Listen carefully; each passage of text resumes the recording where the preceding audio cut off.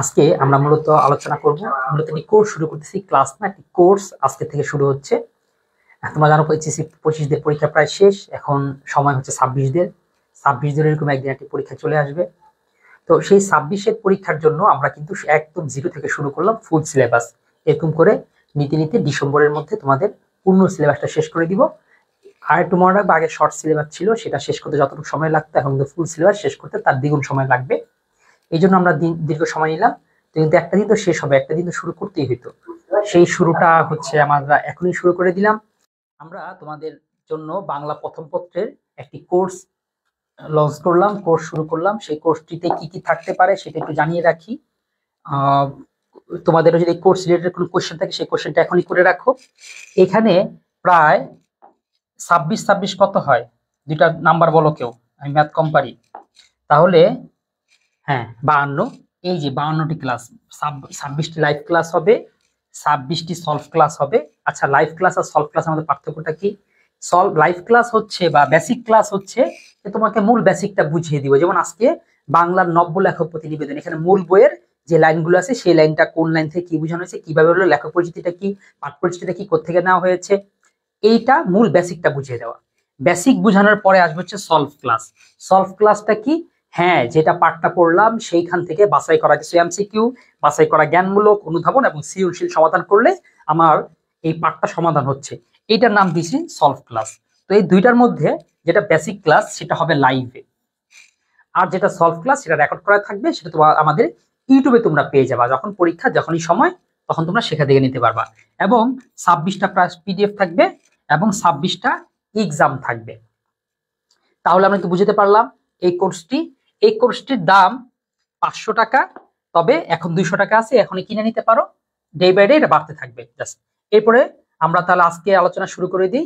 সেটা হচ্ছে এই যেমন বাংলা প্রথম পত্রের কোর্স রয়েছে, আর সংক্ষেপে যে আমার কোর্স লাগবে না স্যার, শুধুমাত্র এটার পিডিএফ নোট গুলো হলেই আমার হবে। যদি এই অবস্থা হয় তাহলে তোমাদের জন্য রয়েছে শুধুমাত্র পিডিএফ ভান্ডার। পিডিএফ ভান্ডারে কি দেখতে পেতেছো?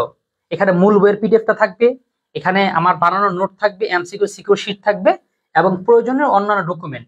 অন্যান্য ডকুমেন্ট মানে কি? তোমার ফুল সিলেবাসটা কোথায়, তোমার বইটা কোথায়, এই বিষয়ে কোনো গাইড আছে কিনা, নোট আছে কিনা, অন্য জায়গায় এলোমেলো করে আগোছালো আছে, এখানে তুমি সাজানো পাচ্ছ, এইটুকুই। তো তোমাদের এখন আমি মূল বই থেকে দেখো, ফাহিমা ওয়াজিদ তন্নিও চলে আসছো, ওয়ালাইকুম আসসালাম। আচ্ছা, যারা আসো আমি তোমাদেরকে একটু খেয়াল রাখলাম, তোমাদের এই নামের আইডি দিয়েই আমাদের যে পেড বেচে যে গ্রুপটা রয়েছে সেই গ্রুপে পাঠাও, কি বলে যায়, জয়েন রিকোয়েস্ট পাঠাও, আমরা অ্যাপ্রুভ করে নিব। এই লাইভ চলাকালীন সময় যারা যারা জয়েন রিকোয়েস্ট পাঠাবে তাদের অ্যাপ্রুভ করবো। আমরা মূলত এখানে 300 জনকে অ্যাক্সেস নিব। 300 জনের পর থেকে এটা পেইড হয়ে যাবে, অর্থাৎ টাকা ছাড়া এখানে আসলে ইনক্লুড হতে পারবা না। হ্যাঁ,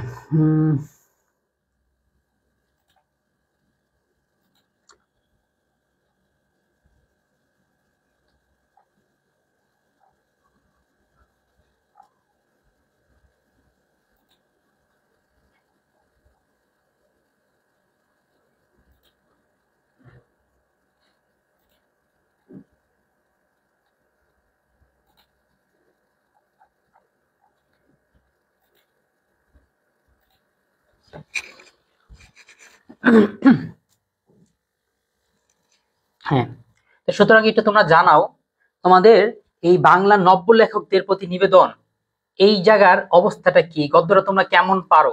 যদি পারো তাহলে আমি এটাকে আর পড়ে খুব বেশি সময় নষ্ট করব না, ডাইরেক্ট এটার এমসিকিউ সিকিউর দিকে চলে যাব।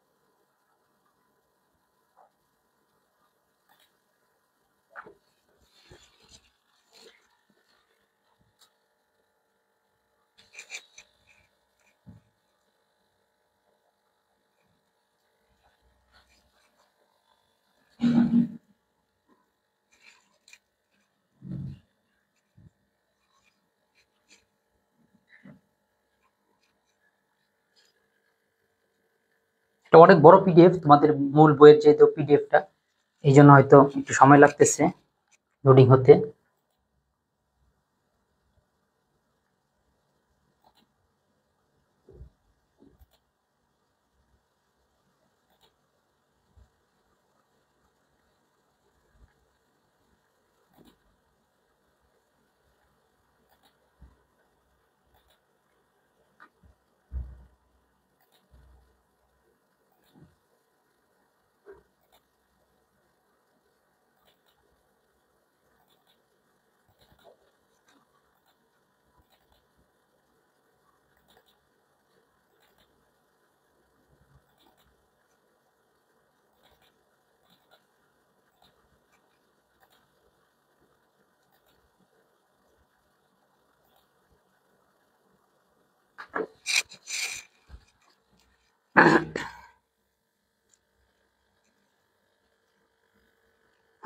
তা যাই হোক, একটু কমেন্টে জানাও। এইটা একদম প্রথম গদ্য হওয়ার কারণে আমি মনে করি এটার বেসিক সব অনেকে জানো। তারেক স্যার প্রাইভেট ব্যাকে জয়েন করার কথা বলেছিলাম মডারেটর ভাইয়াকে, উনি বলছে এখন গ্রুপ মেক করা হয়নি, আমি জয়েন হব কিভাবে প্রাইভেট ব্যাচে? আর না, তোমারটা বলেছে, আমাকেও বলছে, বলছে তোমার নাম সেভ করে রাখছে, ব্যাচগুলো 3টা গ্রুপ খোলা হয়েছে, বাকি গ্রুপগুলো আস্তে আস্তে খোলা হলেই তোমাকে অ্যাড দিয়ে দিবে। তোমারটা কথা মানে স্মরণে আছে, মনে আছে, ঠিক আছে?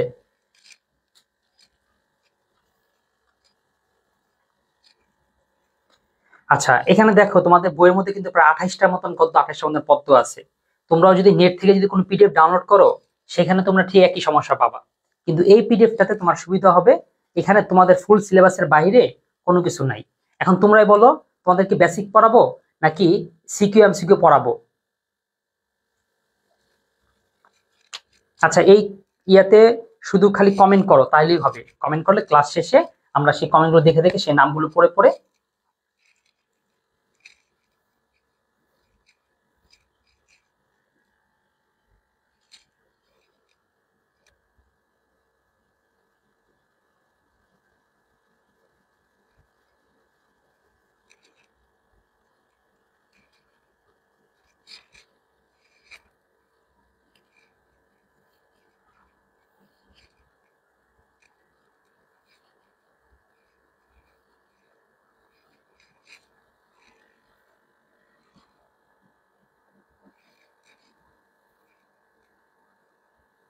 হুম, যাক তোমাদের বাংলার, হ্যাঁ গদ্য কি এটা? বাংলার নব্য লেখকদের প্রতি নিবেদন। আচ্ছা, এমসিকিউ পড়াবো। নূরজাহান মোহাম্মদ স্যারকে আমি কিভাবে অ্যাড হব স্যার? মুক্তা আক্তার, মুক্তা আক্তার কিভাবে অ্যাড হবা? মুক্তাকে যাক, চলে আসছো। আচ্ছা, আজকে এখানে শুধু কমেন্ট করেছো, এটুকুই চলবে। আমি ক্লাস শেষে অ্যাক্সেস কিভাবে পাবো স্যার? আচ্ছা, অ্যাক্সেসের মূল কথাই হইতেছে এই ক্লাসটার মধ্যে কোনো একটা কমেন্ট করতে হবে। ওই কমেন্টটা দেখে আমরা হয়তো কমেন্টের রিপ্লাইতে গ্রুপের লিঙ্কটা দিয়ে দিব, বাস তারপরে জয়েন রিকোয়েস্ট পাঠালে অ্যাক্সেস হয়ে যাবে। ঠিক আছে? আপাতত ক্লাসে মনোযোগ দাও, ক্লাসের পড়ার নিয়ে আলোচনা করো। এখন তোমরা দ্রুত কমেন্ট করো। একজন বলছো স্যার সিকিউ এমসিকিউ পড়ান, তার মানে হচ্ছে এইটার বেসিকটা তাহলে তোমরা জানো, তাই তো? ঠিক আছে, তাহলে আমি এটার সিকিউ এমসিকিউ চলে যাব। বেসিকটা আচ্ছা ঠিক আছে, ওকে ফাহিমা, ইয়াটা দিয়ে দিব আমি। এখন আমাদের মডারেটর মনে হয় একটু ব্যস্ত আছে, এই জন্য সে হয়তো তোমাদের এই কমেন্টের রিপ্লাইতেই সেই জিনিসটা দিয়ে দিত। তোমরা আমাদের ইয়াতে যুক্ত হয়ে যাও, আমি একটা নাম্বার দিচ্ছি, সেই নাম্বারে আছে, আশা করি সবাই সেই গ্রুপটার মধ্যে যুক্ত আছো। হ্যাঁ, ডাউট সলভ গ্রুপে যুক্ত হয়ে যাও, বা মানবিজ্ঞান হেল্পলাইনে যেটা আছে সেই লাইনে যুক্ত হয়ে যাও, সেখানে সব হেল্প পাবা। আচ্ছা, এখন ক্লাসে পড়ে আসো। যে বেসিকটা একটু হালকা বলি, বাংলার নব্য লেখকদের প্রতি নিবেদন। এই বাংলাটা একটু খেয়াল রাখবা, কারণ বর্তমান যে বাংলা এটা কিন্তু সেরকম না, একটু ভিন্ন, এই জায়গাটা একটু সমস্যা হয়। বাংলার নব্য লেখকদের প্রতি নিবেদন, এটা আজ থেকে প্রায় 100 বছর আগে লেখা, কিন্তু বর্তমান সময়ের সাথে যাই দেখি তোমাদের দেওয়া হয়েছে। তোমরা যখন প্রথম প্রথম কলেজে উঠো, কলেজে উঠে একটু টুকটাক ভাবটাপ নেওয়া লাগে। বিশেষ করে কলেজ গ্রুপের মধ্যে কি করতে হয়, কি করো, ক্রাশ এন্ড কনফিউশন দাও। ওই ক্রাশ এন্ড কনফিউশনে দিতে গেলেই একটু লেখালেখি করতে হয়, এই জন্য লেখক আগে তোমাদের দিয়ে রাখছে। আচ্ছা, বঙ্কিমচন্দ্র চট্টোপাধ্যায় এর লেখকের এত কিছুর মধ্যে আমি শুধু গুরুত্বপূর্ণ করা জিনিস দাগাই দিচ্ছি, কারণ একটু পরে এমসিকিউ পড়াবো তখন লাগবে। যেমন তার জন্ম সালটা গুরুত্বপূর্ণ, কততে? 1838। তারপর তার তারিখ না দরকার নাই। তারপর হচ্ছে তিনি 24 পরগনার কাঁঠালপাড়া গ্রামে এগুলো কোনো কিছু দরকার নেই। তার সালটা খালি মনে রাখবা 1838। এরপরে তার বাড়ি ঘর কাছারি, বাবা মা, এগুলো কিছু দরকার নেই। বাংলার ভাষার প্রথম শিল্পসম্মত উপন্যাস রচনার কৃতিত্ব তারই, এটাও গুরুত্বপূর্ণ। ঠিক আছে, যে বাংলা ভাষার প্রথম যে উপন্যাস লিখেছে সুন্দর করে, এটা তিনি লিখেছেন। আচ্ছা ঠিক আছে, তাহলে শেয়ার করে সেভ করে রাখো। আবারও বলতেছি, এটা কিন্তু আমাদের কোর্সের ক্লাস। যারা 26-এর মুক্তা আছো আর অনেকে আছো, সবাইকে জানাই রাখতেছি জিনিসটা আসলে সিস্টেম কি। আমরা কিন্তু ক্লাস 1 দিয়ে শুরু করছি। এরকম করে তোমাদের 26টা ক্লাসে তোমাদের ফুল সিলেবাস শেষ করে দিব। 26টা না, 26, 26, 52। ঠিক আছে, 26, 52 বলতে কি, একটা হবে বেসিক ক্লাস, একটা হবে এমসিকিউ সিকিউ সলভ ক্লাস। এরকম করে 56টা ক্লাসের মধ্যে তোমাদের ফুল সিলেবাস শেষ করে দিব। তো এই ক্লাসগুলো যখন হবে, যেমন লাইভ হবে, লাইভ ক্লাসটা ফ্রি পাচ্ছ। তুমি যদি লাইভে ধরে ফেলতে পারো তাহলে তোমাকে কিছু পেড দিয়ে কিনতে হবে না। ঠিক আছে, এরপরে যেটা সলভ ক্লাস যেটা বলতেছি, সেটা আমাদের ইউটিউবে আপলোড দেওয়া থাকবে 1 ঘন্টার জন্য। ওই টাইমে ধরো সকাল 8টা বাজে, ওই টাইমে তুমি ওই ভিডিওটাও দেখো, তাহলে কোনো কিছু লাগতেছে না। কিন্তু তুমি যদি ভিডিও সময় মতো হারিয়ে ফেলো, শেয়ার না দিয়ে হারিয়ে ফেলো, স্যার এই ভিডিওটা কোথায় আছে, ওই ক্লাসটা কই, এইটা পাবা আমাদের ওয়েবসাইটে সাজানো কোর্সের ভিতরে। ওইটা তোমাকে কিনতে হবে। ঠিক আছে, তার মানে ক্লাসগুলো ফ্রিতে করে রাখো, সময় মতো উপস্থিত হলে আর করা লাগবে না। মানে পরে যদি করতে না চাও, সময় করলে আর কিছুই কিনতে হচ্ছে না। আর ওই প্রাইভেট গ্রুপটাতে মূলত আমরা এই লাইভ ক্লাসগুলোই নিব। তার পিতার নাম যাদব চন্দ্র, এটা দরকার নাই, তিনি ডেপুটি কালেক্টর ছিলেন। আচ্ছা ঠিক আছে, এরপর পরীক্ষা উত্তীর্ণ হন একজন, এটা একটা জিনিস। প্রথম স্নাতকদের মধ্যে তিনি একজন। কলকাতা বিশ্ববিদ্যালয়ের যে একটা লোক স্নাতকোত্তর হয়েছে তিনি। এছাড়া তিনি ম্যাজিস্ট্রেট ছিলেন। এরপর নীলকর অত্যাচারে তিনি দমন করেন। বাংলা সাহিত্যে অনেক অর্জন তার আছে। আচ্ছা, তার সংবাদ প্রভাকর পত্রিকার কবিতা প্রকাশের মাধ্যমে সাহিত্য চর্চা শুরু করেন, এটা গুরুত্বপূর্ণ। যে সংবাদ প্রভাকর, সংবাদ না কিন্তু সংবাদ, আগে যেভাবে লিখতো, সংবাদ প্রভাকর পত্রিকার মাধ্যমে তার সাহিত্যের যাত্রা শুরু হয়। সব লেখকই কোনো না কোনো পত্রিকার মাধ্যমে তার সাহিত্য যাত্রাটা শুরু হয়, তার হয়েছিল সংবাদ প্রভাকরের মাধ্যমে। এরপর তার উপন্যাসের মধ্যে দুর্গেশ নন্দিনীটা সবচেয়ে গুরুত্বপূর্ণ, এখানে সবচেয়ে বেশি প্রশ্ন আসে। দেখবা, আমরা একটু এমসিকিউ পড়াবো, দেখবা যে তার প্রথম উপন্যাস দুর্গেশ নন্দিনী সবচেয়ে গুরুত্বপূর্ণ। কি কারণে? এটা বাংলা সাহিত্যের প্রথম উপন্যাস। এখন হাজার হাজার লক্ষ লক্ষ উপন্যাস লেখা হয়ে গেছে, কিন্তু প্রথম উপন্যাসটা যে লিখেছিল সেই হচ্ছে আমাদের এই বঙ্কিমচন্দ্র চট্টোপাধ্যায়। এছাড়া তার কপালকুণ্ডলা, এই কপালকুণ্ডলা থেকে একটা প্রশ্ন আসে। কপালকুণ্ডলা হইতেছে, এটাও বাংলা সাহিত্যের প্রথম উপন্যাস। প্রশ্ন হচ্ছে, একবার বললেন দুর্গেশ নন্দিনী বাংলা সাহিত্যের প্রথম উপন্যাস, আবার বলতেছেন কপালকুণ্ডলা বাংলা সাহিত্যের প্রথম উপন্যাস। হ্যাঁ, দুইটাই প্রথম, দুইটা ক্যাটাগরিতে। বাংলা সাহিত্যের প্রথম উপন্যাস দুর্গেশ নন্দিনী, কিন্তু বাংলা সাহিত্যের প্রথম রোমান্টিক উপন্যাস হচ্ছে কপালকুণ্ডলা। রোমান্টিক উপন্যাস একটু বুঝো। হ্যাঁ, রোমান্টিক উপন্যাস কি জিনিস? আচ্ছা ফারহা, ওয়ালাইকুম আসসালাম। 26 ব্যাচের তো ফারহা, তাহলে অবশ্যই ক্লাসগুলো দেখো। তোমাদের এটা কিন্তু তোমাদের জন্য একটা ব্যাচ মানে কোর্স খুলেছি, এটা কিন্তু সেই কোর্সের প্রথম ক্লাস। ঠিক আছে, এবং এই কোর্সটা প্রতি শনিবার 8টা বাজে ফ্রি ক্লাসই হবে। ক্লাস মিস দিলে, ক্লাস টাইমে লাইভটা যদি ধরতে না পারো, তাহলে হচ্ছে আলাদা করে কোর্সটা কিনতে হবে।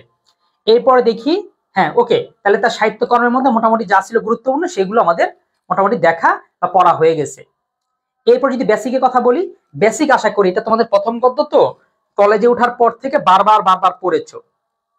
এই জন্য এখান থেকে আমি এমন কিছু বলবো না, আমি যে জায়গাটা দাগ দিয়ে দিব শুধু সেই জায়গাটা মনে রাখবা, যে এইটাই হচ্ছে যত প্রশ্ন আসার গোড়া।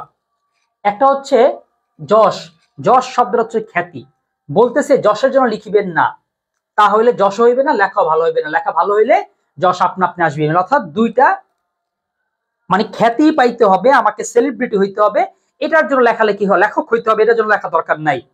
বরং তুমি ভালোর জন্য লেখো, ওইটা হলে তুমি এমনিতে কি করবা, খ্যাতি পাবা। এই বিষয়টাই বুঝতে চেয়েছে। ক্লাস রুটিন হচ্ছে প্রতি শনিবার 8টা বাজে, আবার বলি প্রতি শনিবার 8টা বাজে লাইভ ক্লাস বেসিক। আর ঠিক যেদিন মানে শনিবারই ধরো শনিবার সকাল 8টা বাজে হচ্ছে রেকর্ড ক্লাস। রেকর্ড ক্লাসটা ইউটিউবে অটো আপলোড পাবা। আর লাইভ ক্লাসটা আমাদের ফেসবুক প্রাইভেট গ্রুপে, কয়েকদিন পর প্রাইভেট গ্রুপে করব, এখন আমাদের মেইন পেজ থেকে করতেছি, এইটা লাইভে পাবা। ঠিক আছে, তাহলে রুটিনটা বুঝতে পারলাম। রুটিনটাও তোমাদের দিয়ে দিছি, গ্রুপে তো আছো, আমি তো গ্রুপ দিছি। তারপরে যে এইচএসসি বাংলা এবং ইংলিশে যে ডাউট সলভ গ্রুপ, যেটা হোয়াটসঅ্যাপ যে গ্রুপটা, সেই গ্রুপে থাকলেই রুটিন গুলো এমনিতে পেয়ে যাচ্ছ। হ্যাঁ, তারপরে বলতেছে টাকার জন্য লিখিবেন না। কারণ টাকার জন্য লিখতে গেলে তুমি আর উপরে দাস হয়ে যাবা, তাকে তারা যে যারা টাকা দেয় যেভাবে টাকা লিখলে টাকা আসবে সেদিকেই তোমার মনোযোগ চলে আসবে। আচ্ছা, আমি একটু কনফিউশন, তোমাদের একজন বলছে স্যার এমসিকিউ সিকিউ পড়ান, আবার বলছে বেসিক। তো আসলে একটু কমেন্ট করে আমাকে স্পষ্ট করো না। আচ্ছা, কমেন্ট করে স্পষ্ট না, আমি বরং বেসিকটাই তোমাদের পড়াই, কারণ এটা লং লাস্টিং এ এটা তো সেফ থাকবে। সেই জন্য একবারে একটু এইভাবে বেসিকটা শেষ করে দাও, আমাদের কোর্সের মতন করে যেভাবে করে পড়া সেভাবে করে শেষ করে ফেলো। হ্যাঁ, তারপর বলতেছে টাকার জন্য লিখিবেন না। ইউরোপে এখনো অনেক লোক টাকার জন্য লেখে এবং টাকাও পায়, লেখাও ভালো হয়, কিন্তু আমাদের এখনো সেই দিন হয় নাই। এটা লেখক সেই সময় বাংলাদেশের আমাদের বাংলা মূল্যকে পরিপ্রেক্ষিত বা অবস্থা কথা বলতেছে। কি অবস্থা বলতেছে? আমাদের রুটিনের অবস্থা। যে বলতেছে ইউরোপ আমেরিকাতে আছে, সেইখানে মানুষ পত্র পত্রিকা টাকা পয়সা পায়, লেখকরাও একটা ভালো রয়্যালিটিতে তার লেখা দিয়ে দেয়, কিন্তু আমাদের সে অবস্থা হয়নি। আমাদের বরং দয়া দাক্ষিণ্য করে কিছু লেখালেখি দিতে হবে পত্রিকায়। এখন অর্থের উদ্দেশ্যে লিখতে গেলে লোকরঞ্জন প্রবৃত্তি, এই জায়গাটা একটু হাইলাইট করো, তোমার সামনে যদি বই থাকে এই জায়গাটাকে ভালো করে হাইলাইট করো। নূরজার বলতেছে এমসিকিউ।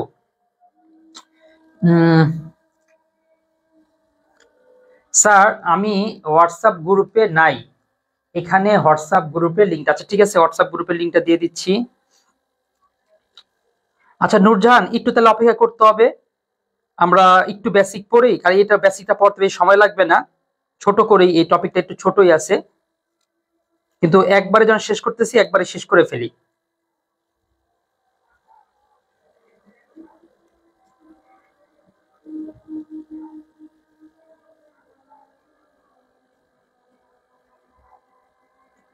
প্রশ্ন করেছে স্যার উচ্চারণের কোন শব্দ শুরুতে অ এর পরে সাত ভাই চম্পা থাকলো অটা অনেক জায়গাতেই ও হয় না কেন?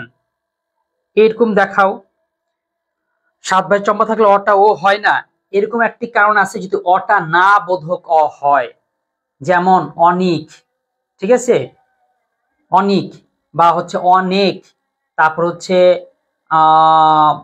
এরকম, অর্থাৎ যদি অটা না বোধক অ হয়, আচার অনাচার এভাবে যদি হয়ে থাকে। দেখ সাত ভাই চম্পা মনে আছে তোমাদের? আচ্ছা, এরপরে হ্যাঁ, তারপরে 3 নম্বর, যদি মনে এমন বুঝিতে পারেন যে লিখিয়া দেশের বা মানুষের জাতি কিছু মঙ্গল সাধন করতে পারবেন অথবা সৌন্দর্য সৃষ্টি করতে পারবেন তবে লিখিবেন। অর্থাৎ তোমার যদি মনে হয় হ্যাঁ আমি মানুষের উপকার করতে পারবো, মানুষের কল্যাণ করতে পারবো, তাই লিখতে বলছে লেখক। এছাড়া লেখে এই যে একটা প্রশ্ন আসে যে লেখক কার সাথে তুলনা করেছেন, সেটা বলছে যাহারা অন্য উদ্দেশ্যে লেখেন তাহারা দিওকে যাত্রাওয়ালা প্রভৃতি নিচ ব্যবসায়ীদের সঙ্গে গণ্য করা যেতে পারে। যারা যাত্রা পালা করে, যারা সামান্য টাকার জন্য কাপড় চোপড় বদলাইয়া এলোমেলো হয়ে নানাভাবে টাকা কামানোর তার মূল উদ্দেশ্য থাকে, এই লেখক এই খুব নিচু জাতের সাথে তুলনা করছে, যাতে মানুষের মনোরঞ্জন করা, যাতে মূল উদ্দেশ্য মানুষকে বান্ধব নাচি একটু হাসি খুশি দিবে, তারপর কিছু টাকা কামাবে। লেখক বলছে এত নিচে আমার দরকার নেই, তুমি যদি মানুষের কল্যাণ মনে কথা লিখতে আইসো নাহলে দরকার নেই। যাহা অসত্য ধর্ম বিরুদ্ধ পরনিন্দা বা পরপীড়ন বা স্বার্থ সাধন তাহা প্রবন্ধ কখনোই হিতক হতে পারে না, সুতরাং তা একেবারে অপরিহার্য। অর্থাৎ বলতেছে যে যেগুলো অসত্য মিথ্যা কথা বানোয়ার, তারপর ধর্মবিরুদ্ধ মানে কি সবাই যেটা মানে এটার বাইরে, পরনিন্দা মানুষের সমালোচনা করা, এমন কিছু লেখা মানুষকে কষ্ট দিবে, স্বার্থ সাধন নিজের স্বার্থ উদ্দেশ্য করার জন্য লেখা, বলছে এগুলোকে একেবারে অপরিহার্য, মানে এগুলোকে পরিত্যাগ করতে হবে। সত্য ধর্মই সাহিত্যের উদ্দেশ্য। প্রশ্ন এরকম আসে, সাহিত্যের উদ্দেশ্য কি? সত্য ধর্ম। অন্য উদ্দেশ্যে লেখনী ধারণ মহাপাপ। লেখক কি বলেন? লেখক কোনটাকে মহাপাপ বলেছেন? বলেছেন ধর্ম ও অসত্য বা পরনিন্দা পরপীড়ন লেখাটাকে লেখক মহাপাপ হিসাবে উল্লেখিত করেছেন। স্যার একটু লিখা দেখেন না স্যার, না বোধক বলতে কেমন? একটু লিখে দেখান না স্যার, না বোধক। রনি আহমদ বলছো এই মাঝখানে বাংলা ফার্স্ট পেপারের ক্লাসে সেকেন্ড পেপার, যেহেতু তোমাদের মনে হয় কালকে তো পরীক্ষা, সেই হিসাবে একটু বলতে হয়।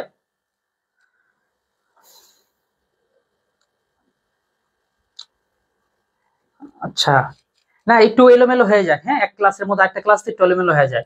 এটা হচ্ছে বাংলা ফার্স্ট পেপার তুয়া। ও তুয়া 27 ব্যাচের বোধ হয়, তাই তো? উত্তেজিত 27 বোধ হয়। হ্যাঁ তোমাদের কাজে লাগবে, তোমাদের দেখে নাও। আর তোয়া তাহলে জারি রাখো, তোমাদের কি হচ্ছে একটাই ইয়া খুলেছি কোর্স, অর্থাৎ বাংলা ফার্স্ট পেপারের, সেই গ্রুপে এখনই যুক্ত হয়ে থাকো, ঠিক আছে? যাহা লিখিবেন তোমাদের কলেজে উঠার পরে কাজে লাগবে। এরপরে যাহা লিখিবেন তাহা হঠাৎ ছাপাবেন না, এটা একটা গুরুত্বপূর্ণ লাইন। এখানে প্রশ্ন বারবার আসে, যাহা লিখিবেন তাহা হঠাৎ ছাপাবেন না, অর্থাৎ লিখছি আমাকে প্রকাশ করতে হবে এরকম দরকার নেই, রেখে দাও। কিছুকাল ফেলিয়া রাখিবেন, কিছুকাল পরে উহা সংশোধন করিবেন, তাহলে দেখিবেন প্রবন্ধ অনেক দোষ আছে। কাব্য নাটক উপন্যাস 2-1 বছর ফেলিয়া রাখিয়া তারপর সংশোধন করিলে বিশেষ উৎকর্ষ সাধন হয়। এটার মানেটা কি? দেখবা তুমি একটা নিজেরই একটা জিনিস লিখে রাখছো, কে যদি লেখো, যেমন আমি আমার নোটের মধ্যে টুকটাক কবিতা টবিতা লিখি, একটা চরিত্র মনে পড়েছে, একটা উপন্যাসের কথা আইডিয়া হয়েছে, যা আছে লিখে রাখি, কিন্তু কাজে তো কিছুই হয় না, পূর্ণাঙ্গত হয় না। কিন্তু মাঝে মাঝে আবার অনেক সময় হয়, কি হয়, একটু বৃষ্টি আসছে, মনে হচ্ছে একটা কবিতা কি করি, পূর্ণাঙ্গ করে ফেলি, এটা লিখেই ফেলি, সেখান থেকে বের করে লিখে ফেলি। দেখো এর মাঝখানে কিন্তু আমার অভিজ্ঞতা, আমার জানাশোনা বেড়ে গিয়েছে, যার ফলে ওই পরবর্তীতে লেখাটা কিন্তু আরেকটু উন্নত টাইপের হবে। এই জন্যই স্যার পরিণীতিতে অনেক সমস্যা। আচ্ছা, হ্যাঁ, পরিণীতির কোর্সও হয়ে গেছে তোমাদের। সাধারণত যতগুলো কোর্স আছে সব 1 তারিখে আনুষ্ঠানিকভাবে শুরু হবে। আমি জাস্ট আজকে বাংলা ফার্স্ট পেপারটা নাম কাওয়াজতে শুরু করে দিলাম। মানবিকের সবগুলো কোর্স 1 তারিখে শুরু হয়ে যাবে। আমাদের আনুষ্ঠানিকভাবে সবগুলো প্রিপারেশন তৈরি হয়ে গেছে, গ্রুপ খোলা, তারপর হচ্ছে ওয়েবসাইটে স্লট খোলা, তোমাদের দেখাবো না মানবিকের সাবজেক্টগুলোর। আচ্ছা, ইসলাম ইতিহাস থাকলে সোমবার দিন ক্লাস করবা, আগামীকাল বাংলা দ্বিতীয় পত্রের ক্লাস, আর সোমবার দিন হচ্ছে ইসলাম ইতিহাসের ক্লাস। যে বিষয় যার অধিকার নাই সেই বিষয় তার হস্তক্ষেপ অকর্তব্য, এটি সোজা কথা, কিন্তু সাময়িক সাহিত্যে এই নিয়মটি রক্ষিত হয় না। এই লাইনটা অনেকে বুঝতে পারে না, এর মানেটা কি। বলছে তুমি হচ্ছে ধরে নাও তুমি একটা বই লিখছো গোয়েন্দা বিষয়ক, তুমি কি পুলিশ, এই বিষয়ে তুমি ভালো জানো, তা লিখছো কেন? তাহলে লেখক এটাই বলছে, যার যে বিষয়ের অধিকার নাই বা যা যে বিষয়ের সম্পর্কে যথেষ্ট ধারণা রাখে না, তাহলে সেই বিষয়ে নাক গলাবে কেন? আবার লেখক বলতেছে না, তবে কিছু জিনিস আছে সাময়িক সাহিত্য। এখন মনে করো যে আমি বললাম, দেখবা কিছু স্টুডেন্টরা কিছু একটা উদাহরণ দিলেই স্যার এটাকে আপনি করেন। এখন মনে করো কোন একটা মেয়েদের উদাহরণ একটা দিলাম, যে মেয়েরা অনেক বেশি আটা ময়দা মাখে, মেয়েরা হচ্ছে অনেক বেশি সাজুগুজু করে, স্যার আপনি কি মাখেন? এরকম স্টুডেন্টরা এরকম ধরনের কোয়েশ্চেন করে। এখন বিষয়টা হইতেছে, আমার ব্যাগে যদি শাড়ি থাকে তাহলে শাড়িটাকে আমি পরি, অর্থাৎ মানে শাড়িটা কেমনে পরতে এটা কি জানার জন্য আমাকে নিজেকেই পরে নিতে হবে, পরে তারপরে জানতে হবে। অনেকটা লেখক এটাই বলতে চাইতেছে যে না, হ্যাঁ ঠিক আছে, কিছু বিষয় রয়েছে যেখানে এই নিয়মটা রক্ষা হয় না। অর্থাৎ কিছু আছে সাংবাদিক, সে কি ডাক্তার হইতে পারে, কারণ ডাক্তার হয়েছে না দেখা সে কি একটা কোন হাসপাতালের দুর্নীতি নিয়ে কি বলতে পারবে না? পারবে। স্যার কমার্সের কোনো কোর্স নিয়ে আসবেন? না, কমার্সের কোনো কোর্স নিয়ে আসবো না, কারণ হচ্ছে আমরা বাংলা ইংলিশ আইসিটি এইগুলো হয়তো পাবা, কিন্তু এইটা মানবিকদের জন্য বেশি স্পেশাল, এই আমরা অন্য আর কোনো দিকে হস্তক্ষেপ করবো না। ঋতু বর্ণনের ভাষা অনেক কঠিন, একটা ফ্রি ক্লাস চাই, একটা না যতগুলো অধ্যায় আছে সবগুলো অধ্যায় ফ্রি ক্লাস হবে, এটা ক্লাস নম্বর 1। ক্লাস নম্বর 2তেই তোমরা পাবে ঋতু বর্ণন। আমি তোমাদের লেকচার প্ল্যানটা দেখাবো, লেকচার প্ল্যানটা এভাবে করে সাজানো, একটা গদ্য একটা পদ্য, একটা গদ্য একটা পদ্য, একটা গদ্য একটা পদ্য, এভাবে করে। আজকে বাংলার নব্য লেখপতি নিবেদন পড়ানো হয়েছে, ঠিক আগামী শনিবার সন্ধ্যা 8টায় পড়ানো হবে ঋতু বর্ণন, ঠিক আছে? এবং যতগুলো অধ্যায় আবার বলতেছি, এই কোর্স ফুল কোর্স একদম ডিসেম্বরে যে হয়তো শেষ হবে, আমরা 5 মাস বা 6 মাসের মধ্যে তোমাদের এইচএসসি ফুল সিলেবাসটা পড়িয়ে দিব। লাইভ ক্লাস যেটা থাকবে সেটা হবে ফ্রি, লাইভ ক্লাস মিস করলে এটা তুমি পরবর্তী দেখে নিতে চাও তাহলে কিন্তু আমাদের ওয়েবসাইটের কোর্সটি কিনতে হবে, এই জন্য লাইভ ক্লাসটা ফ্রি করবা। এরপর আসো, বিদ্যা প্রকাশের চেষ্টা করিবেন না, বিদ্যা থাকলে তাহা আপনা আপনি প্রকাশ পায়, চেষ্টা করিতে হয় না। বলছে অনেকে দেখবা লেখার মধ্যে একটা ভাব নেওয়ার চেষ্টা করে, আমি এই তথ্য জানি, এই উপাত্তি জানি, আমি কও হুনুরে, আমি অনেক জানি রে, এরকম ভাবনা লেখা দরকার নেই, তুমি জানলে লেখার মধ্যে চলে আসবে। অনেকেই করে কি, বেশি ভাব নেওয়ার জন্য সে আরো 8-10টা পত্রিকা থেকে তথ্য উপাত্ত জোর করে ঠেসে দেয়।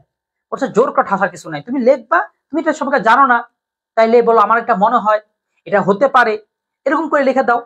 তোমাকে এত শির হতে বলছে কে? দুনিয়ার সবাই কি সবকিছু জানে নাকি? এটাই বলতে চাইছে, বিদ্যা প্রকাশের চেষ্টা করিবেন না। অনেকেই লেখক এই কাজটা করে, যে লেখার মধ্যে প্রচুর পরিমাণ, তোমাদেরও তো এই যে জ্ঞানটা দিচ্ছে না, এই পুরো কিন্তু তোমাদের সৃজনশীল লেখার মধ্যে কাজে লাগবে। বাংলা সৃজনশীল। বিদ্যা প্রকাশের চেষ্টা করিবেন না, বিদ্যা থাকলে তা আপনা আপনি প্রকাশ পায়, চেষ্টা করিতে হয় না। বিদ্যা প্রকাশের চেষ্টা পাঠকের অতিশয় বিরক্ত করে এবং রচনা পরিপাঠ্যের বিষয় বিশেষ হানিজনক। এবং এখনকার প্রবন্ধ, আচ্ছা এই তো বেশি না, আর কয়েকটার মতন আছে। আর দুইটার মতন আছে। সকল অলংকারের শ্রেষ্ঠ অলংকার সরলতা, এটা একটা জিনিস বলছে। সকল অলংকারের শ্রেষ্ঠ অলংকার সরলতা। আচ্ছা, তুমি আগের কালে নায়িকাদের দেখছো তারা কেমন সাজুগুজু করে? এরকম উঁচা খোপা, অনেক গহনা, অনেক সাজগুজ তারা দিয়ে, তো শাড়ি চুড়ি অনেক কিছু পরতো। এখন নায়িকারা কি পরে? আচ্ছা, এখন নায়িকারা কি পরে? নায়িকারা তো পরেই না এখন। আচ্ছা ধরো, মানে এখনের ইয়াটা কি সরল, দেখবা আগে একটা পাঞ্জাবি হলে অনেক রকম ডিজাইন ডিজাইন থাকতো, তাই না? কিন্তু এখন বর্তমান অবস্থাটা কি? সেটা হচ্ছে কোনো কাজ টাজ থাকবে না, সিম্পলিসিটি ইজ স্মার্টনেস, একটা কথা একটু আছে না? তো লেখক বলছে এরকম যে আমার লেখার মধ্যে তোমরা এরকম অনেক কি করো, এই দুর্ভাবনায় ভুগো, স্যার এমনি লিখবো, উমনে লিখবো, এমনি হতে পারে, সেমনি হতে পারে, এমনি কি দিলে স্যার লামনা কেটে দেয় না, এত কিছু তোমার ভাবা দরকার নেই। সিম্পল করে ভাবো, সরল করে ভাবো, যা কিছু সরল সহজ করে বলা যায়। দেখবা আমরা অনেক সময় কথাটাকে একরকম আসতেছে, লেখার পর মনে হয় দূর এত বেশি সহজ হয়ে গেল, এত সহজ করে লিখলে কি আমি যে ভালো সাহিত্যিক এটা কি প্রমাণ হইলো? এটা করতে গিয়ে কি করে সে প্যাজ গুজ করে অনেক শব্দরদ্ধ ব্যবহার করে লেখার চেষ্টাটা করে, ঠিক আছে? তো এটা করতে গিয়ে লেখাটাই হয় না। তোমরা এরকম কখনো প্রেমপত্র লিখতে গিয়ে এরকম টের পাবা, যাহারে মনের সমস্ত কথা তো আমার আসতেছে না, ওকে আমার এটা বলতেই হবে, ওকে এটা লিখতেই হবে, এই কথা বলতে গিয়ে দেখবা তোমার লেখা বিলম্ব হইতেছে। তুমি ধুমধাম কিছু লিখে ফেলো না, দেখবা কিছু না কিছু তো বের হয়ে গেছে। এটাই বলছে স্যার। মনোবিজ্ঞানের জন্য কোনো ক্লাস বা সাজেশন দেওয়া হবে? হ্যাঁ, এটা 25 ব্যাচের জন্য দেওয়া হবে। 26 ব্যাচের কথা বলতে পারবো না। 25, তুমি কি মহুয়া মোহনা, তুমি তো মানে 26 ব্যাচ। এইটার জন্য তো আমাদের মনোবিজ্ঞানের সাজেশন বানানো হয়েছে, এটা ঠিক পরীক্ষার আগে পেয়ে যাবে। আবার বলতেছি যদি 25 ব্যাচের কেউ থেকে থাকো, তোমরা আমাদের কাছে চলে আসবা ঠিক 7 তারিখের পর, আইসিটি পরীক্ষা শেষ, বাস মনোবিজ্ঞানের 13টা সাবজেক্ট নিয়ে আমরা তোমাদের সাথে আছি। এরপরে যে কথা প্রমাণ দিতে পারিবে না তাহা লিখিও না, প্রমাণগুলো সংযুক্ত করা সকল সময়ের প্রয়োজন হয় না, কিন্তু হাতে থাকা চাই। লেখক বলছে তুমি একটা লেখা দিলা যে আরব ইসরায়েল কিরকম করেছে, অমুকটা তমুক করেছে, তুমি জানো না, শোনা কথা, এটা বলতে চাও না, তুমি লেখক, তোমার কাছে মানুষ তো কি চাবে, সব তোমার এই লেখাটা ডকুমেন্ট হিসেবে থেকে যাবে। এই জন্য এখন আবার প্রত্যেকের লেখার নিচে একটা করে ছবি, ফটোকপি, ভিডিও রিল, লিঙ্ক, এত কিছু তুমি পারবা না। তো এইগুলো দরকার নেই, অন্তত প্রমাণটা হাতে রাখো, তুমি জানো এটা সত্য, তারপরে লেখো। তা সর্বশেষ, বাংলা সাহিত্য বাংলার ভরসা, এই নিয়মগুলোই বাংলার লেখকদের দ্বারা রক্ষিত হইলে বাংলা সাহিত্য উন্নতি বেগে ধাবিত থাকবে। অর্থাৎ বাংলা সাহিত্য বাংলার ভরসা, অর্থাৎ আমরা যে বাঙালি, আমরা যে গর্বিত, এটা মূলত আমাদের সাহিত্যের জন্যই। আসলে কি? হ্যাঁ আসলেই। কারণ পৃথিবীতে যে 4টা সাহিত্যিক রয়েছে তার মধ্যে একজন হচ্ছে আমাদের। হ্যাঁ, কে এটা বলতো? রবীন্দ্রনাথ ঠাকুর। আচ্ছা, এবার আমি সিকিউতে চলে যাব।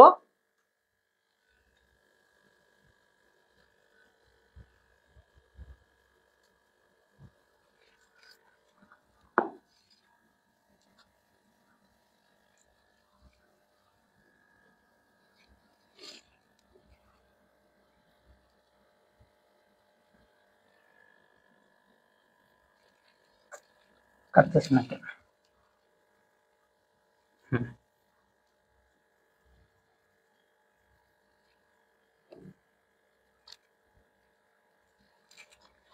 হ্যাঁ, এই যে দেখো, এই যেটা আমাদের পিডিএফ ভান্ডার, এই পিডিএফটার মধ্যে ফোল্ডারের মধ্যে ফোল্ডার ফোল্ডার আকারে বাংলা নব্য লেখকদের নিবেদন, তারপরে চপ্রজিতা, সাহিত্যে খেলা, বিলাসী, এরকম ফোল্ডার ফোল্ডার আকারে সবগুলো জিনিস সাজানো পাবে।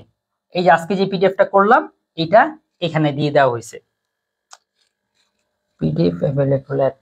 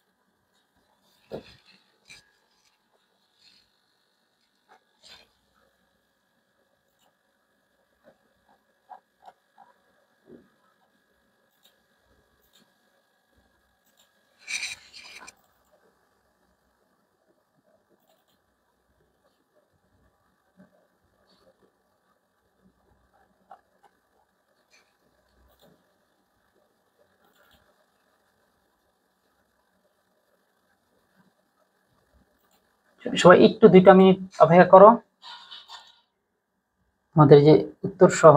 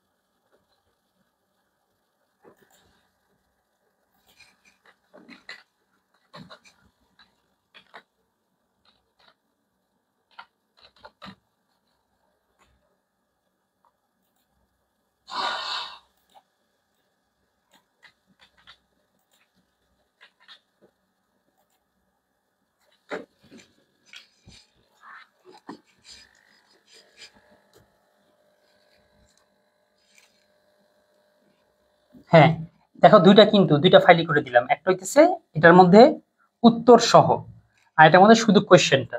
উত্তর সহটা তোমরা দেখে নিবা, আমরা ক্লাসের জন্য শুধু উত্তর ছাড়া যেটা সেটা দেখতেছি, প্র্যাকটিস করব। হুম,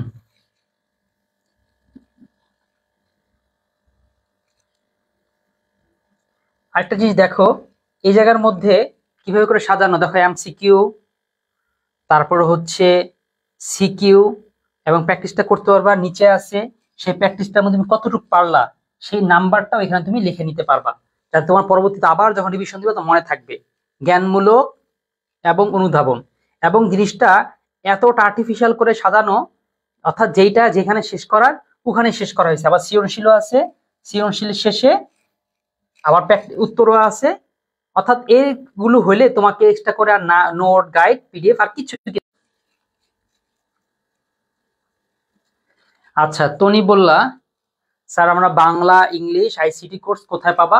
এই যে www.মানবিকিয়ান.com, ঠিক আছে, এই যে মাত্র ওয়েবসাইটে দেখলাম, এখানে গেলেই পাবা। এখানে গেলেই বুঝবা কোর্স ফি কত করে।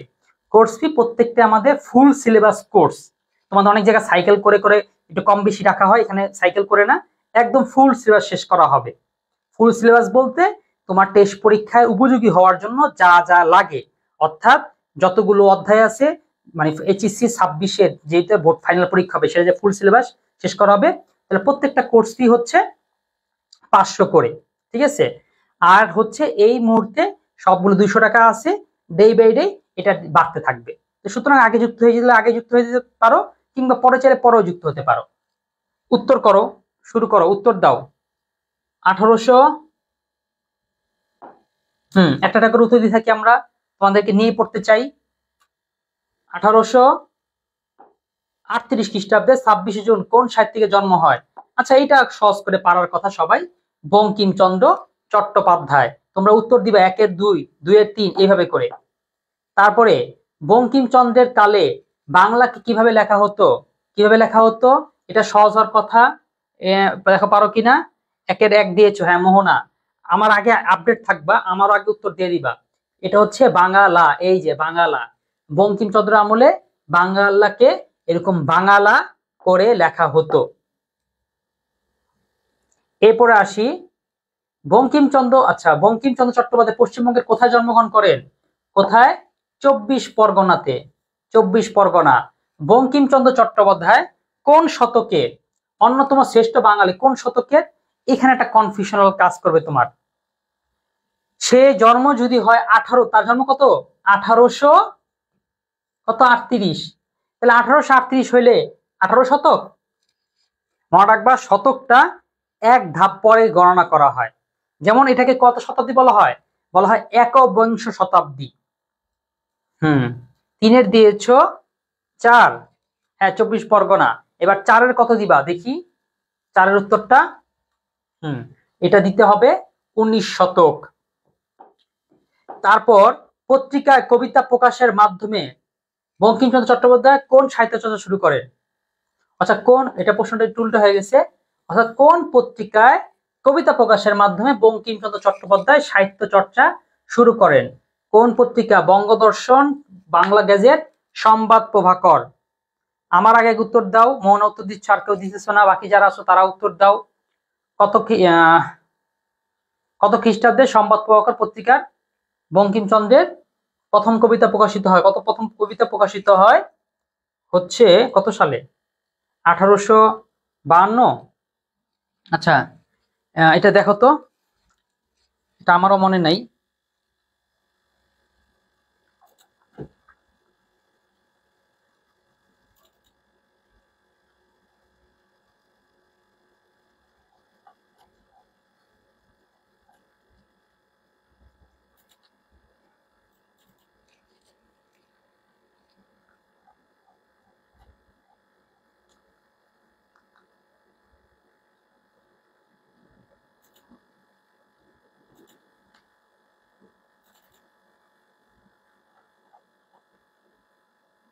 হুম, 1852-তে।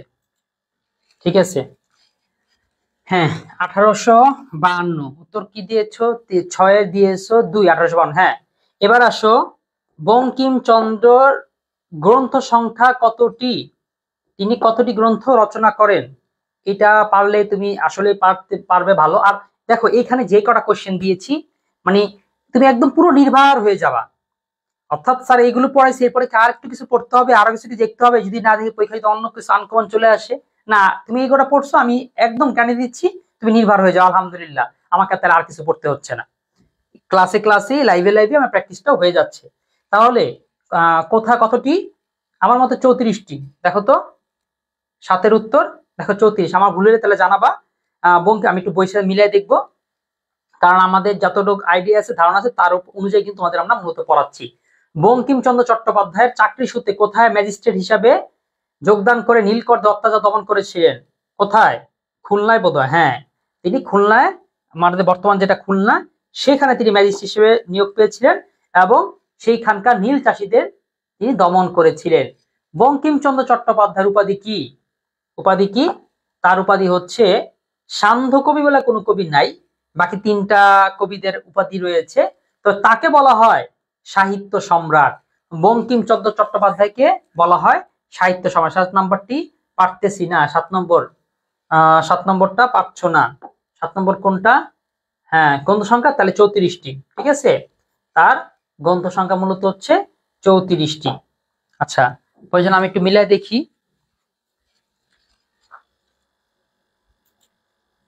হ্যাঁ 34টি।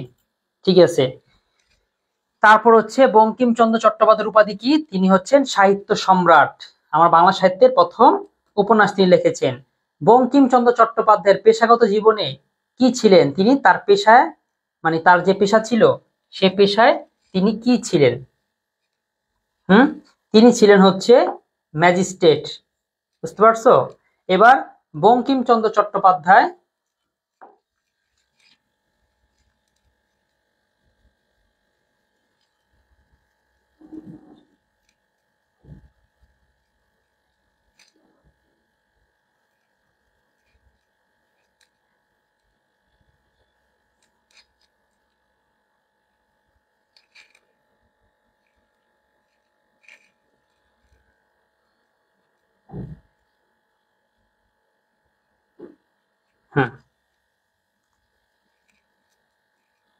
আচ্ছা, আর কি কি ছিল? বঙ্গ কত করতে, আচ্ছা এরপরে ম্যাজিস্ট্রেট ছিলেন। হ্যাঁ, বঙ্কিমচন্দ্র চট্টোপাধ্যায় কি হিসাবে খ্যাতি ছিল? তার খ্যাতিটা ছিল কি হিসাবে বলো?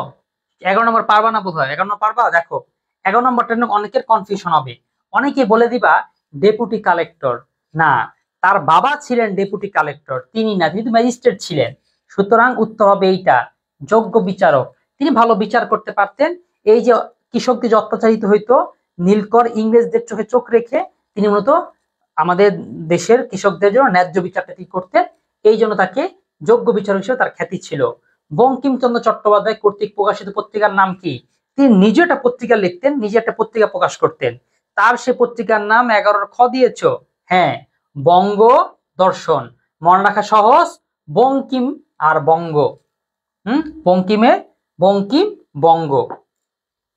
বঙ্কিমচন্দ্র চট্টোপাধ্যায় প্রথম উপন্যাস কোনটি? তার প্রথম উপন্যাস হচ্ছে, এটা শুধু তার প্রথম উপন্যাস না, এটা পুরো বাংলা সাহিত্যের প্রথম উপন্যাস। সেটা কি? দুর্গেশ নন্দিনী। তাহলে বাংলা সাহিত্যের প্রথম উপন্যাস কি? দুর্গেশ নন্দিনী। তারপরে আসো কি, রাজসিংহ উপন্যাসের লেখক কে? রাজসিংহ উপন্যাসের লেখক কে? রাজসিংহ উপন্যাস মানিক বন্দ্যোপাধ্যায়, শরৎচন্দ্র চট্টোপাধ্যায়, বিভূতিভূষণ। আচ্ছা, এই তো যেহেতু বঙ্কিম নিয়ে বলা হচ্ছে, তাই সুতরাং সব তো বঙ্কিমেরই হবে। বঙ্কিমচন্দ্র চট্টোপাধ্যায় রচিত ইংরেজি উপন্যাস নাম কি? এই তো মনে রাখবা, তিনি আরেকজনের বউ নিয়ে উপন্যাস লিখছেন। সুতরাং এভাবে মনে রাখতে পারো, বঙ্কিম আরেকজনের বউ নিয়ে। কার বউ নিয়ে? রাজমোহনস ওয়াইফ। তাহলে রাজমোহন এর ওয়াইফকে নিয়ে তিনি মূলত। আচ্ছা, আমি লাইভটা তোমরা কি শেয়ার দিয়েছো? আমি একটু যে তোমার প্রাইভেট গ্রুপটা আছে সেই গ্রুপটাতে একটু শেয়ার দিয়ে নিই।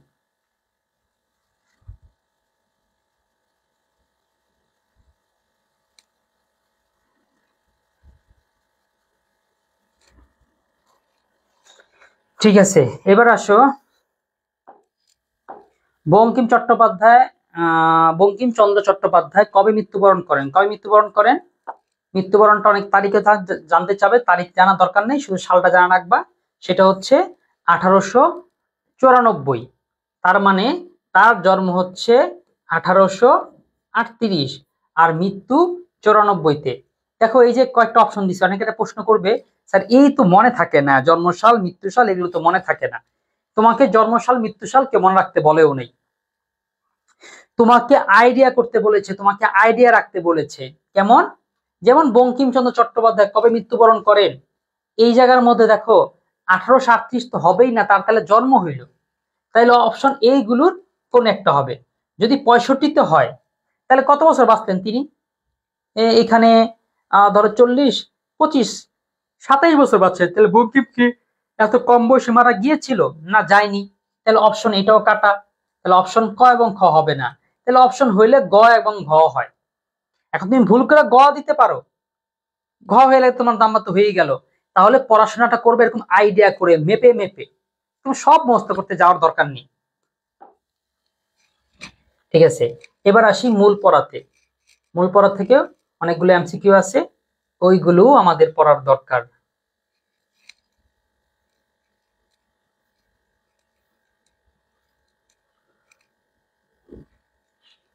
আসো, বাংলার নব্য লেখক দিগের প্রতি নিবেদন প্রবন্ধটি কোন রীতিতে রচিত? এটা কোন রীতিতে রচিত? এটা সাধু রীতিতে রচিত। তোমাদের বইগুলোর মধ্যে তোমাদের কয়েকটা গদ্য পদ্য রয়েছে সাধু রীতিতে, যেমন এই বাংলার নব্য লেখক প্রতি নিবেদন, তারপর অর্ধাঙ্গী, তারপর হচ্ছে অপরিচিতা। এই তিনটা সাধু ভাষায় লিখিত, বাকি সবগুলো ঠিক আছে। তাই এইটুক তো জানো সাধু আর চলিতটা কি জিনিস। এরপর ব্যঙ্গ শব্দের অর্থ কি? ব্যঙ্গ মানে আমরা সবাই জানি বা জানা উচিত, সেটা হচ্ছে বিদ্রূপ। অলংকার শব্দ দিয়ে কোনটি বোঝায়? অলংকার, অলংকার হচ্ছে জুয়েলারিস। তার মানে এটা কি হবে? শোভা আচ্ছাদন? না, আচ্ছাদন হবে না, কারণ আচ্ছাদন মানে হচ্ছে পোশাক। শোভা মানে তো সুন্দর, অলংকার পড়লে যেটা হয় সেটা হচ্ছে শোভা। তাইলে এখানে বলা যেতে পারে ষষ্ঠব। এখন তুমি ষষ্ঠব মানে বুঝো না, ওইটাই আর কি। 21-এর ক, হ্যাঁ 21-এর ক। 22-এর ক কি দিবা? 22-এর কোনটা? 22-এরও ক, অলংকার মানে শোভা।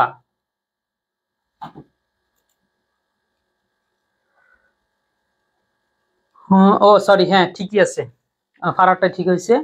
অলংকার মানে হচ্ছে শোভা।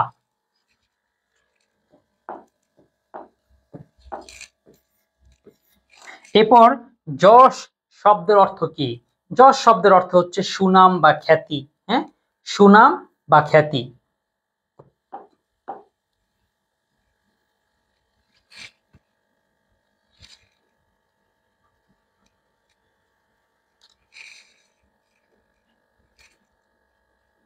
হ্যাঁ, এরপর আসো, লেখকের লোকরঞ্জন প্রবৃত্তি প্রবল হয়ে ওঠে কি কারণে? অর্থাৎ কোন একজন লেখক যে লেখালেখি করবে তার মধ্যে হঠাৎ মানুষকে দেখানোর জন্য বা লোকরঞ্জন প্রবৃত্তি প্রবল হয়ে ওঠার কারণ কি? আচ্ছা, পরিণতি লাগবে। পরিণতি যদি এই সোমবার থেকে শুরু হবে, ঠিক পরিণতির একই কথা, পরিণতিরও লাইভ হবে। পরিণতির লাইভের আমি তোমাদের রুটিনটা বলে দিচ্ছি, যদি এখানে যারা যারা আসো সবাই পারলে। স্যার বঙ্কিমচন্দ্র চট্টোপাধ্যায়ের গ্রন্থ সংখ্যা কয়টি এটা একটু আবার বলেন।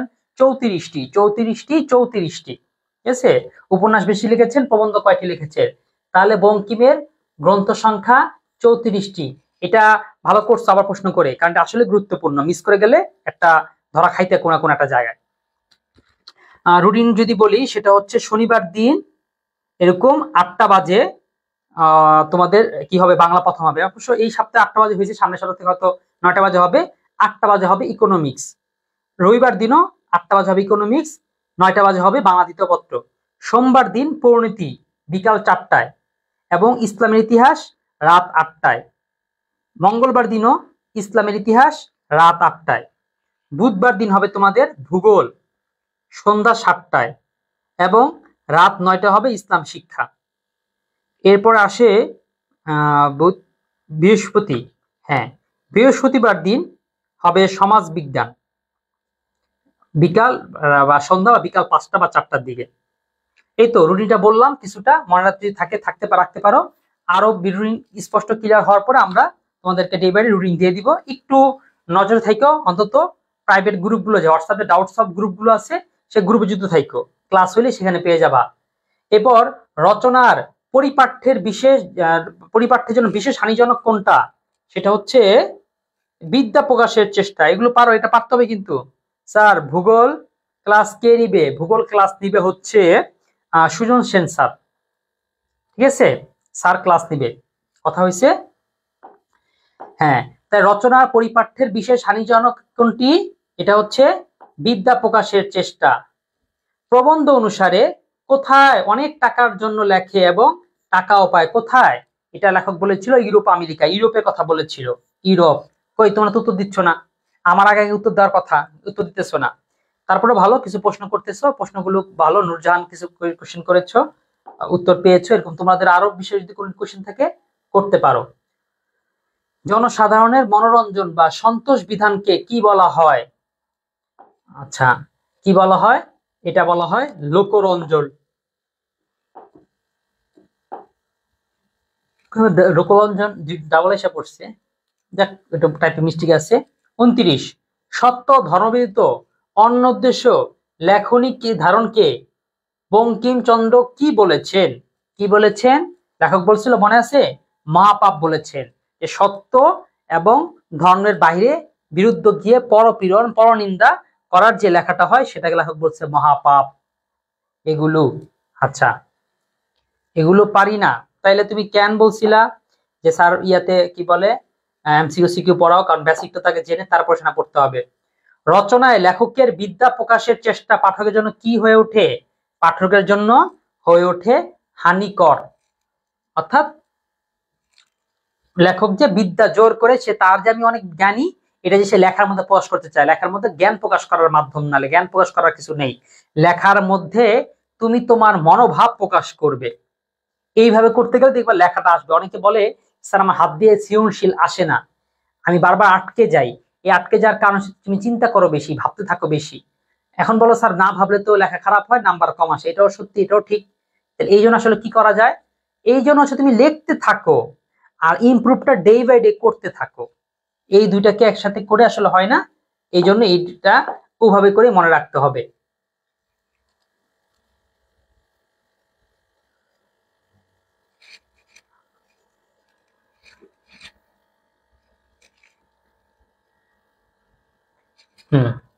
এবার আমরা অন্যগুলো আরো কয়েকটি দেখি। সেটা কি? অন্যের লেখা থেকে বক্তব্য উদ্ধার করতে অপর লেখায় ব্যবহারের নাম কি? মানে অর্থাৎ একজনের লেখা থেকে ঠিক বক্তব্যটা উল্লেখ করে আবার একটা লেখা, এইগুলোর নাম কি? এগুলোর নামই হচ্ছে কোটেশন। কোটেশন তোমরা চিনো না? তোমরা নিশ্চয়ই বিভিন্ন ভাব সম্প্রসারণে তোমাদের লেখার মধ্যে বিতর্ক বক্তৃতা এরকম বলা হয় যে কোটেশন দাও, কোটেশন। 31-এর খ, হ্যাঁ কোটেশন বলা হয়। বঙ্কিমচন্দ্র চট্টোপাধ্যায় কোনটিকে বাংলার ভরসা বলেছেন? এইটা একেবারে লাস্ট টিপস ছিল, যেটা বাংলার ভরসা সেটা কি? বাংলা সাহিত্য। বলছে বাংলা সাহিত্য হচ্ছে বাংলার ভরসা। বাংলা সাহিত্যের উন্নতির জন্য বঙ্কিমচন্দ্র কয়টি নিয়ম মেনে চলার কথা বলেছেন? কয়টি নিয়ম? বাংলা সাহিত্যের উন্নতির জন্য বঙ্কিমচন্দ্র কয়টি নিয়ম মেনে চলার কথা বলেছেন? কয়টি? 13টি। মনে থাকবে? মনে থাকার কথা, মনে রাখতে হবে। 13টা, বেশি না। লেখক আসলে অনেক বেশি বললে প্যাচ লেগে যেত, আসলে এই 13টায় হয় না, তারপরেও আমাদের জন্য সহজ হয়েছে। আমাদের সাধারণ পাঠকের রুচি ও শিক্ষা বিবেচনা করে লোকরঞ্জন করা হলে রচনা কেমন হয়ে ওঠে? এই বারবার বারবার লোকরঞ্জন কথা আসছে। লোকরঞ্জন, লোকরঞ্জন কি? অর্থাৎ মানুষকে রঞ্জন দেওয়া, মানুষকে রং দেওয়া, মানুষকে সার্কাস করা, মানুষকে আনন্দ দেওয়া, অর্থাৎ মানুষকে খুশি করার যে প্রবণতা, সেটা হচ্ছে লোকরঞ্জন। এখন মানুষকে খুশি করা তো ভালো, কিন্তু ভাড়ামি করা কেউ কেউ আছে, অতিরিক্ত জোর করে কৌতুক বলা হলে কাতুকুত দিয়ে হলো হাসাইতে হবে। লেখক এইটাকে, এই যে অতিরিক্ত জোর করে লোকরঞ্জন, এটাকে নিষেধ করেছেন। তাহলে আমাদের সাধারণ পাঠকের রুচি ও শিক্ষা বিবেচনা করে লোকরঞ্জন করা হলে রচনা কেমন হয়ে ওঠে?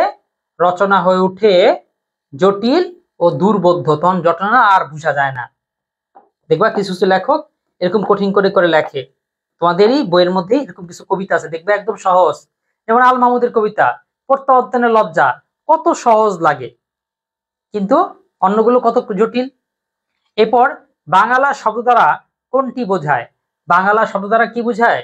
বাংলাদেশ, বাংলার মানুষ, বাংলা ভাষা, বাংলার প্রকৃতি,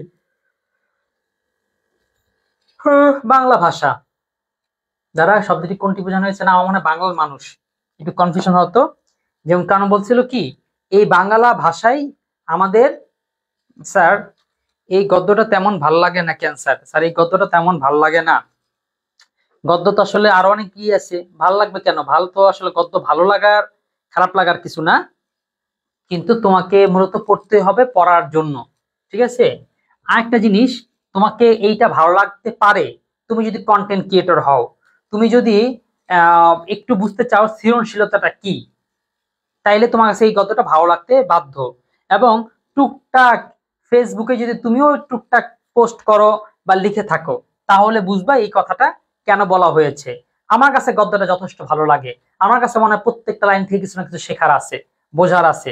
এটাকে মানলেই তাহলে হাতের সাবলীলতা আসে, সৃজনশীল ক্ষমতা বাড়ে এবং লেখক কিংবা লেখিকা হওয়া যায়।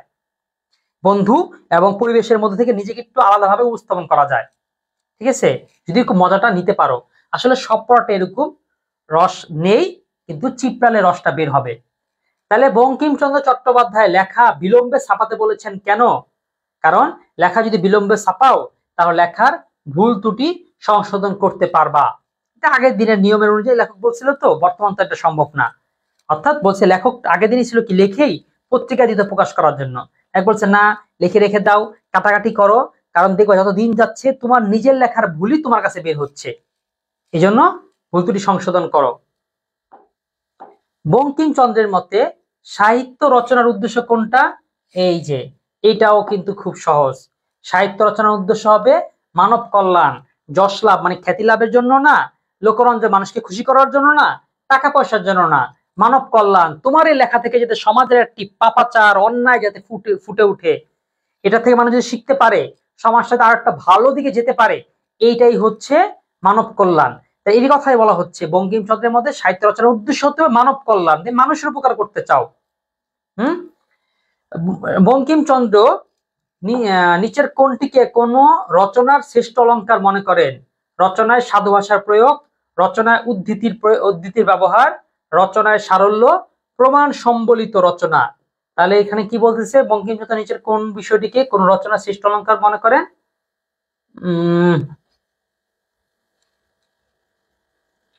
এই যে শ্রেষ্ঠ অলংকার হচ্ছে সারল্য। বলছে সহজ বা সাবলতা, সারল্য হইতেছে শ্রেষ্ঠ অলংকার। বুঝতে পেরেছো? কই ফারহাত উত্তর দিচ্ছ না? এত উত্তর দিতেছিলা, এখন উত্তর দিতেছ না, কারণ কি? উত্তর দাও।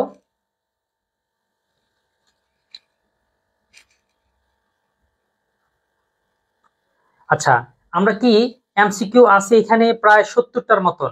আমরা কি সবটাই পড়বো নাকি জ্ঞানমূলক অনুধাবনও কিছু পড়বো? জ্ঞানমূলক অনুধাবন কিছু পড়লেই এখানে আমি 36টা জ্ঞানমূলক দিয়েছি এবং ফুললি আমি কনফিডেন্স, কখনো ওই ফাইনাল পরীক্ষা বলো, তোমাদের টেস্ট পরীক্ষা বলো, আগে আগডুম বাগডুম যা পরীক্ষা বলো, কোনটাই 36টার বাইরে হওয়ার কোনো সুযোগ নেই। এটা কারণ আছে, আমি স্বয়ং নিজ হাতে লিখেছি, তো নিজ হাতে টাইপ করছি, নিজ হাতে এই নোটটা বানিয়েছি, এই জন্য আমার আসলে কনফিডেন্সটা আছে। কারণ যারা নোট বানায় তারা শিক্ষক না, যারা শিক্ষক তারা নোট টাইপ করে না।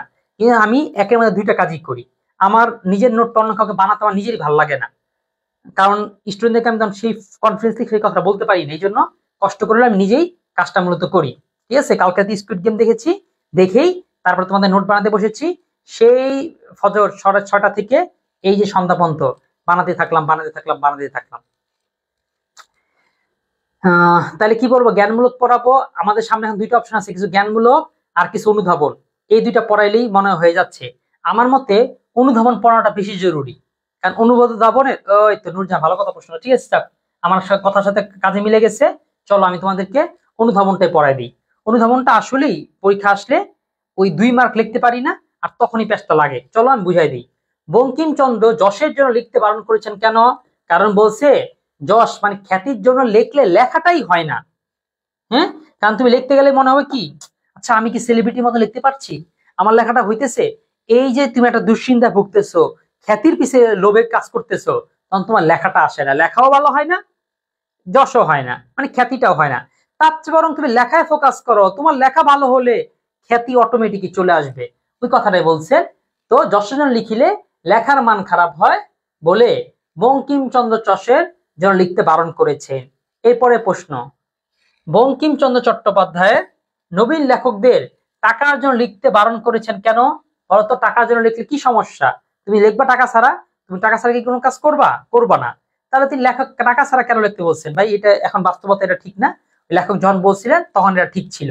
আসলে বঙ্কিমচন্দ্র চট্টোপাধ্যায় নবীন লেখকদের টাকার জন্য লিখতে বারণ করেছেন কারণ হইতেছে, টাকার জন্য লিখলে না টাকার প্রতি লোভটা চলে আসে। আমি লিখবো টাকার জন্য, যেই লেখা টাকা আসবে সেই লেখা লিখতে চাই। তাহলে তো মানুষ তখন কি করবে? একজন দুর্নীতিবাজার নিয়ে লিখবে, তখন তিনি শেখ হাসিনাকে পামপট্টি দিয়ে লিখবে যাতে সে কিছু টাকা দেয়। সে নেতাদেরকে নিয়ে লিখবে যাতে নেতা থেকে কিছু টাকা পয়সা আসে।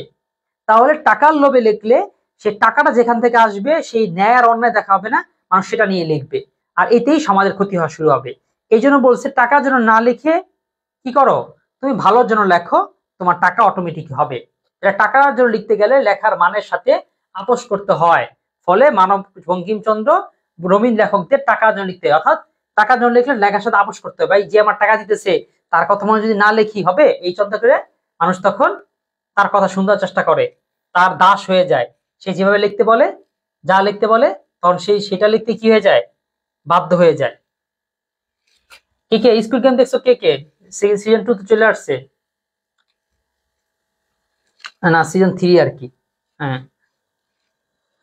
তারপরে আসো, বঙ্কিমচন্দ্র রচনায় লোকরঞ্জনের বিরোধিতা করেছেন কেন? অর্থাৎ লেখার মধ্যে কেন মানুষকে খুশি করার এই বিষয়টা বিরোধ করেছেন। তুমি যখন মানুষকে খুশি করার জন্য লিখতে যাবা, তখন তোমার লেখাটা হবে একটু আড়ষ্ট, যে এই লেখলে কে জানি খুশি হয়, কে জানি মন খারাপ করে। মাঝে মাঝে এরকম হয় না, স্ট্যাটাস যখন দিতে যাও তখন মনে হয় কি, স্ট্যাটাস যে দিব ওই স্যার বুঝি খুশি হবে, ওই স্যার যদি মাইন্ড করে, এ যদি এটা বলে, পাশাপাশি আন্টি যদি ওইটা বলে, আত্মীয়রা আছে তারা যদি সেটা বলে, বাবা যদি এটা বলে, মা যদি বলে, ভাইয়া যদি এটা বলে, এরকম নানা মানুষের মন রক্ষা করার জন্য লিখতে গেলে আসল লেখাটাই হয় না। এই জন্যই যেটা লেখার সেটা লিখে ফেলো, তারপরে যারা যেখানে আছে তারা তার সেটা সেভাবে করে গ্রহণ করে নিবে। অর্থাৎ মানুষের লোকরঞ্জন না, মানুষের কল্যাণের কথা চিন্তা করে লিখতে থাকো যে সকল প্রবন্ধ। ঠিক আছে, তাহলে আজকে তোমাদের আস্তে দেখতে দেখতে শেষ পর্যন্ত অনেকে আর নাই। আমি আজকে ক্লাসটি এই জায়গাটাতেই রাখছি, এই জায়গা থেকে রাখতেছি। তো বুঝতে পারতেছো তোমাদের সবকিছু সব আয়োজন এমন করে আমাদের ওয়েবসাইটে www.মানববিজ্ঞান এটার মধ্যে এরকম করে ফোল্ডার করে সাজানো। তুমি কোর্সের মধ্যে ঢুকলেই দেখতে পাবা কি আমাদের কোর্সের বিষয়বস্তু, অপরাজিতা, বিলাসী, অর্ধাঙ্গী কোনটা ফোল্ডার করা আছে, এবং ফোল্ডারের মধ্যে তোমার নোট, পিডিএফ, সাজেশন যা কিছু আছে সেগুলো সাজানো। তাহলে আজকে এই পর্যন্তই, দেখা হবে আগামীকাল ঠিক রাত 8টা কিংবা 9টায় বাংলা ধিতপত্র নিয়ে। আর সোমবার দিন ইসলামের ইতিহাস নিয়ে। এভাবে করে প্রতিনিয়ত আমরা লাইভ ক্লাসে থাকবো। তাহলে ধন্যবাদ তোমার সকলকে। আসসালামু আলাইকুম।